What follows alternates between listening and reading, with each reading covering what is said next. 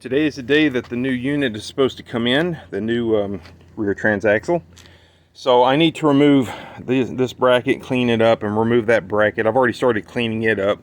I'll finish wire wheeling that. Get those two things and also the bolts, check the condition of those out. I've got 2 bolts on this guy and 4 on this guy. I also need to find the spec values for these before the units come in, so I'll be ready for that. I think these are going to be 41. I'll double check that. Anyway, yeah, that's what we're doing today. These are going to be on tight, so I'm going to use my impact wrench because otherwise it'll be awkward. But I think that's it for now. I'll return when the parts come in. The new parts just came in, so I'm going to start unboxing stuff and checking to make sure everything lines up with the old stuff. There's the old axle. There's the old transaxle.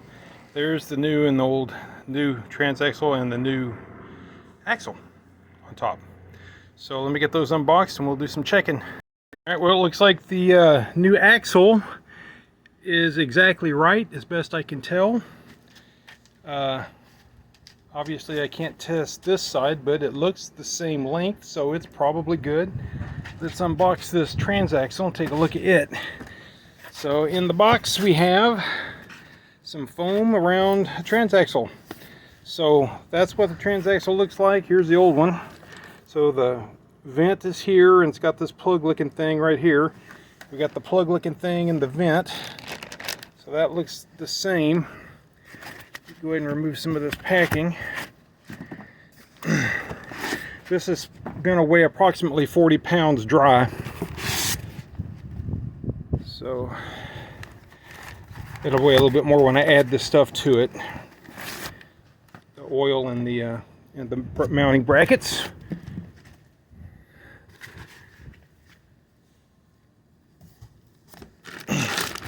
That looks like a transaxle. Looks like it's relatively well packed. And guess I can't really get it out of the bag one-handed, so let me pause. Here's the new transaxle out of the box. It didn't come with nuts, so I'm going to be using the same nuts, lock washer and washer stack that I used on the catalytic converter exhaust manifold when I installed it, and because it's the same thread and pitch, same diameter, it's basically same thread. The old one, if you take a look at it, I'm going to have to transplant these brackets. That'll be the first thing I do. Also got to put the harness on. And if you'll notice, this vent has a tendency to rust up and stuff. So before I install this, I'm going to spray paint this vent with rust conversion paint. That should protect it in the future from rusting, I hope. And I was also thinking might be able to put a cap over that and glue it down, you know, so that it keeps it from getting exposed to stuff. That's another option.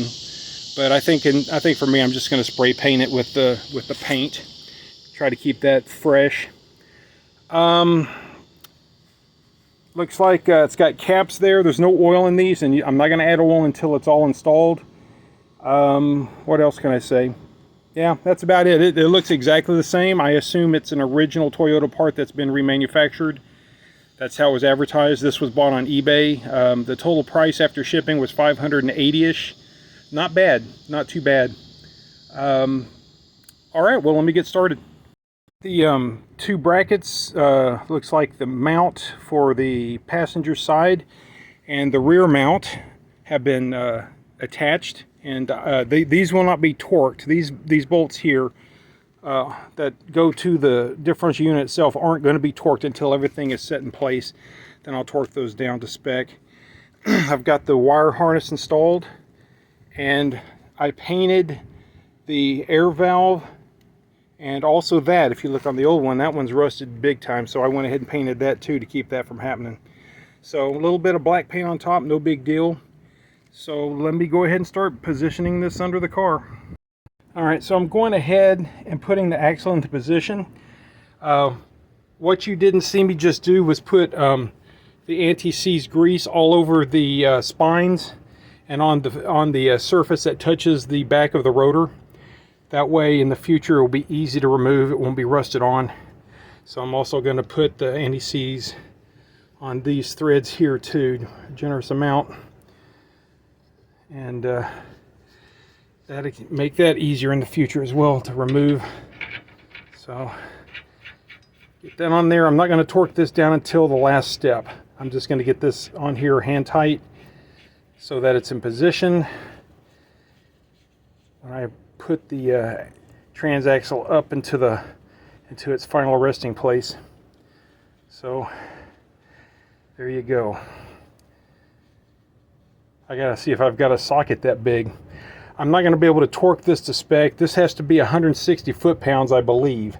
And I'm not going to be able to do anything about that, so I'll just get it as close as I can. Probably 100 foot-pounds is enough, to be perfectly honest with you. All right, so we're going to keep going now. Okay, so this may be completely unorthodox, but what I'm going to try to do is install the axles into both sides first, and also attach the drive shaft to the front. Get it all hooked up before I start jacking it up. I want to see if that can be done. I'm fixing to put anti-seize grease on both splines. People say use motor oil. I'm going to use anti-seize grease, and that way the ring, you want the clip to have the opening downward. It's a C clip. You want the open part of the C downward. So I've got them positioned in the downward area or downward location. So I'm fixing to give this a try and see how it goes.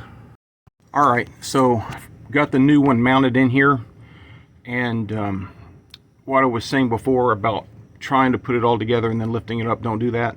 It's impossible. What we did was we could not get the CV axles to go into the drive, into the transaxle, while the axles were still in the wheel hubs. So we removed both axles. Well, one of them was being replaced, but both axles were out, and then we hammered them in.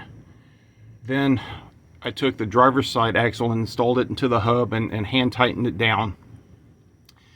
Then on the passenger side, it won't go in. Okay, it won't go in the way it is. So what we did was we removed the lower bolt for this shock, and we compressed the shock all the way up and held it up with a bungee cord. If you do that, then there's enough clearance to feed it through all this. You'll have to move the whole unit forward though to get past this thing right here, subframe or whatever you want to call this, suspension piece, is in the way. So you got to move it forward, and then you can get it to go through if this shock is not all the way down like this. If you push it all the way up, then there's room to do it. Then after that, you got to jack it up, of course, and get it into position. We have some problems with this one bolt here not wanting to thread. We spent over an hour trying to get it in thread, and then finally when it did thread, it kind of cross-threaded. But you know what? We were done at that time, so we just went with it and tightened it as far as we could. Last thing to do is put the exhaust tailpipe on. And to attach the drive shaft, you've got to remove that one cross member and drop it down, otherwise you won't have clearance here. That's about it. I think that's everything. Yep, that's it. So good luck if you ever do this job. It's not fun. We had all kinds of problems. Of course, it's because of the rust on this car. It makes it more difficult.